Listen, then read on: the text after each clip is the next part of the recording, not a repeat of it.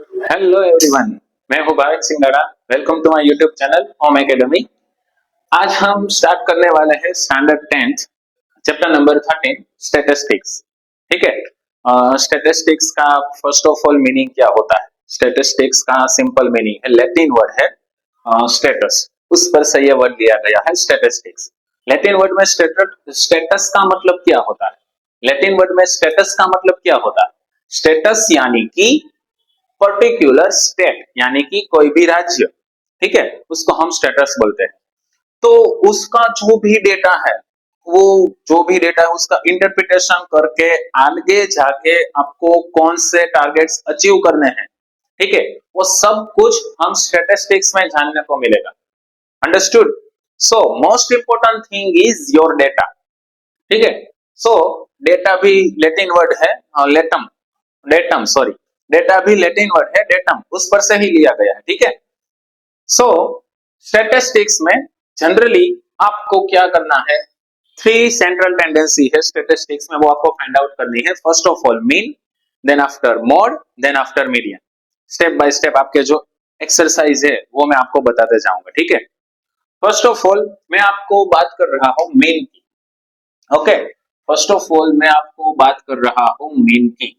Mean, mean यानी कि आपकी एवरेज वैल्यू, जिसको हम इंडिकेट करते हैं एक्स बार से। मीन यानी कि एवरेज वैल्यू, जिसको हम इंडिकेट करेंगे एक्स बार से, average value.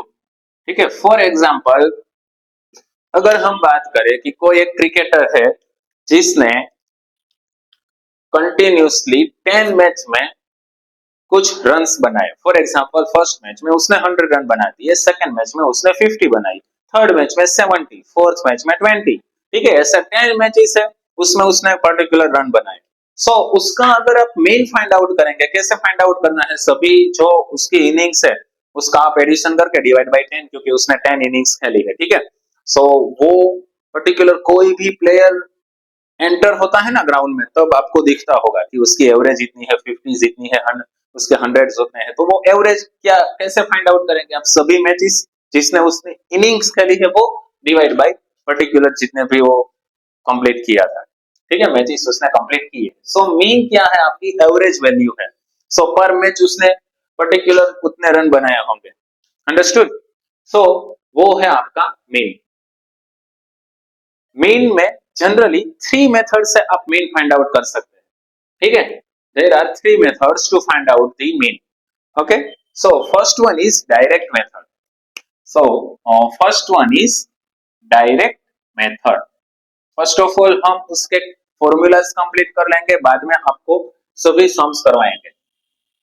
First one is direct method.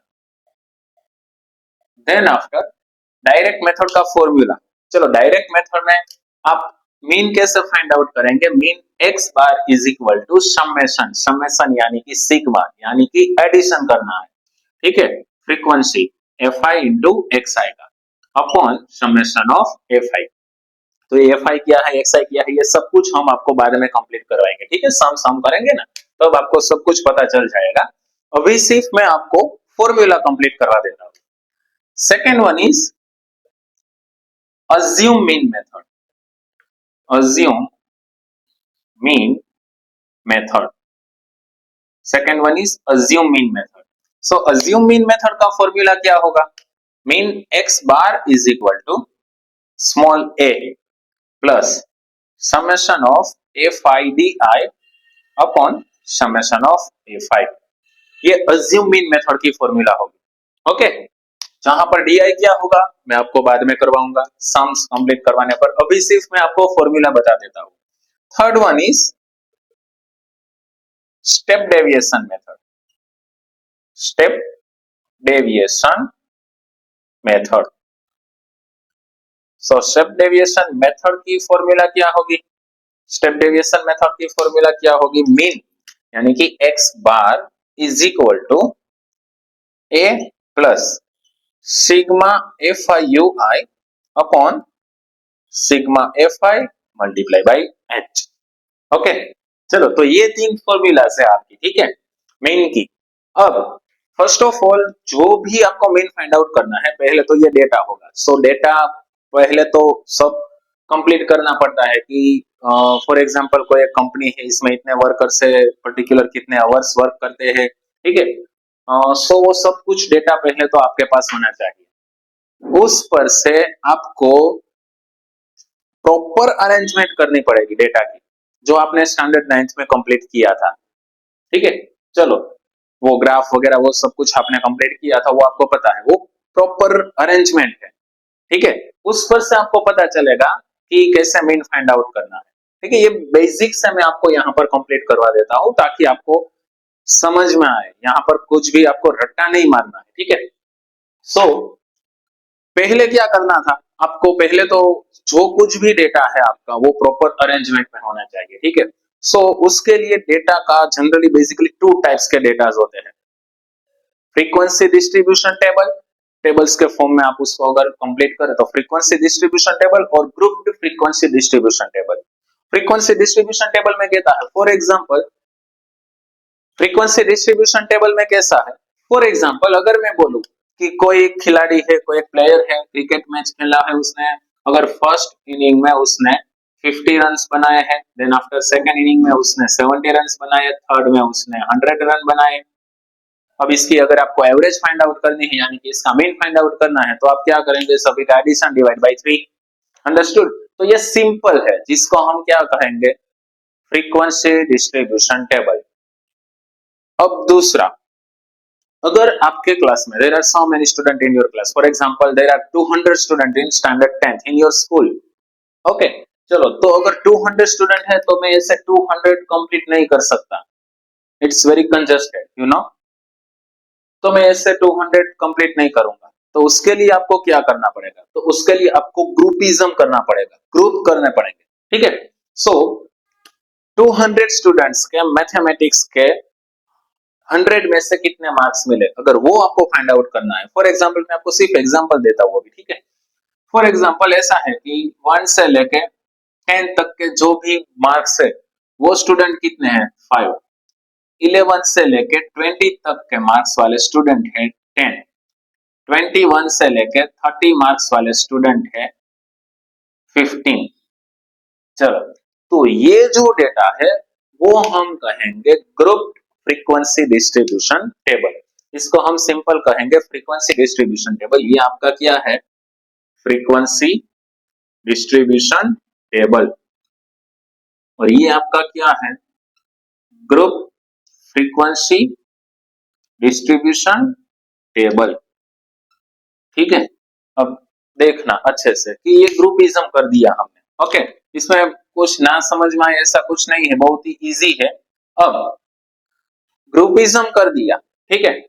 उसमें भी अच्छे से आपको टू टाइप्स मिलेंगे, ग्रुप्ड फ्रीक्वेंसी डिस्ट्रीब्यूशन टेबल में भी टू टाइप्स मिलेंगे। वो कैसे, देखना अच्छे से। ग्रुप्ड फ्रीक्वेंसी डिस्ट्रीब्यूशन टेबल, उसमें भी टू टाइप्स है, ठीक है। ये टू टाइप्स कौन से है वो मैं आपको यहाँ पर पहले तो बता देता हूँ कि ये टू टाइप्स कौन से है। Grouped frequency distribution table, non continuous और कंटिन्यूस, ठीक है। नॉन कंटिन्यूस एंड कंटिन्यूस, यहां से ये आपके जो भी फॉर्मूलाज है वो लेफ्ट साइड में है, ठीक है। और यहाँ पर आपको अच्छे से समझना है क्या है ये। चलो, तो ये लेफ्ट साइड है वो आपके मीन के तीन फॉर्मूलाज, तीन मेथड्स के, ठीक है। अब देखो नॉन कंटिन्यूस क्या है, ये वाला जो मेरा एग्जांपल है ना, ये वाला एग्जांपल्स वो नॉन कंटिन्यूस डेटा है। देखो यहाँ पर 10 1 to 10, देन आफ्टर 11 से लेकर 20 तक, देन आफ्टर 21 से लेकर 30 तक। अगर मैं एक ऐसा क्वेश्चन करूं आपको कि कोई ऐसा स्टूडेंट है जिसको 10.5 मिले हैं, चलो कोई एक ऐसा स्टूडेंट है जिसको 10.5 मार्क्स मिले हैं, तो वो कौन से ग्रुप में होगा, ये वाला या फिर ये वाला, ठीक है। तो वो कोई भी ग्रुप में नहीं आ सकता। सो उसके लिए कंटिन्यूस डेटा की भी रिक्वायरमेंट होगी आपके लिए, ठीक है। So continuous and non continuous data, चलो ये वाला है ना वो नॉन कंटिन्यूस है। फॉर एग्जांपल यहाँ पर मैं लिख देता हूँ 1 से लेके 10, 11 से लेके 20, इसको हम क्लास मार्क बोलेंगे। क्या बोलेंगे, क्लास मार्क। ये आपका, सॉरी, इसको हम क्लास बोलेंगे। क्या बोलेंगे, क्लास। ये आपका क्लास है, 1 से लेके 10 तक, 11 से लेके 20 तक, 21 से लेके 30 तक। तो ये आपका क्या हो गया, non continuous data. Then after अगर कंटिन्यूस की बात करें तो वो क्या होगा, 1 से लेके 10, 10 से लेके 20,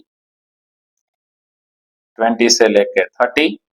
तो ये आपका क्या हो गया, कंटिन्यूस, क्योंकि ये यहाँ पर कंटिन्यू होता है, ठीक है, वो कंटिन्यूस फ्रीक्वेंसी डिस्ट्रीब्यूशन टेबल होगा। अंडरस्टूड। अब अच्छे से देखना, अब अच्छे से देखना, कुछ ही इंफॉर्मेशन अब बाकी है, बाद में हम सब स्टार्ट कर देंगे। ये जो है ना, इसको हम बोलेंगे अपर लिमिट, उसको हम क्या बोलेंगे, आपकी अपर लिमिट, और जो लेफ्ट साइड है उसको हम बोलेंगे लोअर लिमिट। ये आपका यहाँ पर एग्जांपल फर्स्ट है, ठीक है, जो कि ग्रुप फ्रीक्वेंसी डिस्ट्रीब्यूशन टेबल नहीं है, ठीक है, ये सिंपल फ्रीक्वेंसी डिस्ट्रीब्यूशन टेबल है। एग्जांपल 1, ऐसा है कि जनरली 30 स्टूडेंट्स है, there are total 30 student in class 10 and their marks are, if there are 10 marks then there are only one student, if 20 marks then only one student, 36 marks वाले 3 student है, 40 marks वाले 4 student, ठीक है। सो ऐसे आपको particular marks 95 वाले 1 ही है, तो ये पर्टिकुलर क्या होगी, उसकी फ्रीक्वेंसी होगी। ओके, चलो अब यहाँ पर डायरेक्ट मेथड पहले मैं आपको करवा देता हूँ, ठीक है। चलो एक्स आपके पास ऑलरेडी है, ओके, सिंपल क्या है, आपको क्या करना है, एफ आई एक्स आई, पहले तो ये दोनों का मल्टीप्लीकेशन है, मैं डायरेक्ट मेथड करवाऊंगा, ठीक है। चलो तो एफ आई एक्स आई, चलो मल्टीप्लाई कर दो, 10 वन जा 10, 20 वन जा 20, 36 थ्री जा 6 थ्री जा 8,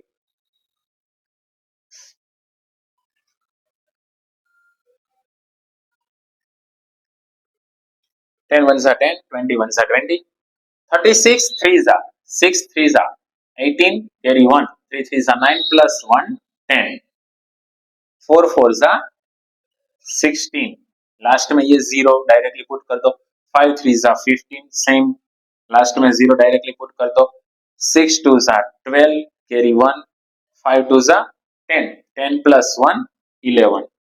अंडरस्टूड, डायरेक्टली मल्टीप्लीकेशन बहुत इजी आपको पता होगा, 6 फोर जा 24, 7 फोर जा 28, लास्ट में जीरो, 72 वन जा 72, 80 वन जा 80, 88 टू जा 8 टू जा 16। देखो ये प्रॉपर रिदम में आना चाहिए, ठीक है, एक के नीचे एक, अगर यहाँ से प्रॉब्लम है तो यहाँ से इरेज कर दो, प्रॉपरली स्टेप बाय स्टेप ही लिखो, 6 फोर जा 24, 2 4 0 2 8 0, then after 72, 81 जा 80, then after 88 2 जा 8 2 जा 16, carry 1, 8 2 जा 16 plus 1 17, then after 19 2 3 जा 3 2 जा 6, 9 3 जा 27, 95 वन जा 95। चलो ये आपका एफ आई एक्स आई मिल गया। अब क्या करना है आपको, उसका एडिशन करना है, ठीक है, एडिशन करना है। सो यहाँ पर आपको लिखना होगा सिग्मा, सिग्मा यानी कि समेशन यानी कि एडिशन, एफ आई एक्स आई। चलो एडिशन करना है, 8 plus 2 10 plus 2 12 plus 6 18 plus 6 24 plus 5 29। चलो अब इसका एडिशन करने पर आपको आंसर मिलता है 1779। चलो अब इसका एडिशन करने पर आपको क्या आंसर मिलता है, 1779। अब फ्रीक्वेंसी है उसका भी आपको एडिशन करना पड़ेगा ना, सिग्मा एफ आई आपको पता है वो कितना है 30, क्यों स्टार्टिंग में आपका क्वेश्चन भी था कि there are total 30 student, still अगर आपको यहाँ पर एडिशन करना है तो आप एडिशन कर सकते हैं, ठीक है। चलो अब सिंपल आपकी जो फॉर्मूला है वो क्या होगी, डायरेक्ट मेथड की, mean x bar is equal to, mean is equal to sigma F I x i upon sigma F i. चलो ये मीन की फॉर्मूला होगी, सिंपल वैल्यू पुट करनी है अब इसमें और कुछ नहीं है, therefore mean x bar is equal to sigma F I x I कितना मिला आपको 1779 अपॉन 30, सिग्मा एफ आई क्या होगा आपका 30। अब क्या करना है आपको, अच्छे से देखना, 30 है ना, जनरली जितने भी जीरोस है ना वो आप सेपरेट कर दो, यानी कि 30 है तो आपको क्या करना है 3 इंटू 10 1779 अपॉन 3 इंटू 10। ठीक है, अब 3 के साथ इसका डिवाइड कर दो। चलो 3 के साथ इसका डिवीजन क्या होगा 3 3 सा 9 3 4 सा 12 6 सा 18 नहीं 3 5 सा 15 3 5 सा 15 2 9 3 3 सा। चलो इसका डिवीजन करने पर आपको मिलेगा 593। ठीक है, इसका डिवीजन करने पर आपको मिलेगा 593। अब क्या करना है, मैंने जीरो क्यों यहाँ पर सेपरेट किया, क्योंकि यहाँ पर लास्ट से स्टार्ट करना है। अगर एक जीरो है 10 है तो एक डिजिट के बाद पॉइंट, अगर 100 है तो 1 और 2 डिजिट के बाद पॉइंट। ठीक है, जैसे जैसे सम्स करते जाएंगे वैसे वैसे आपको पता चलता जाएगा। 59.3 ये आपका क्या आ गया मीन। अंडरस्टूड, ये आपका क्या आ गया मीन।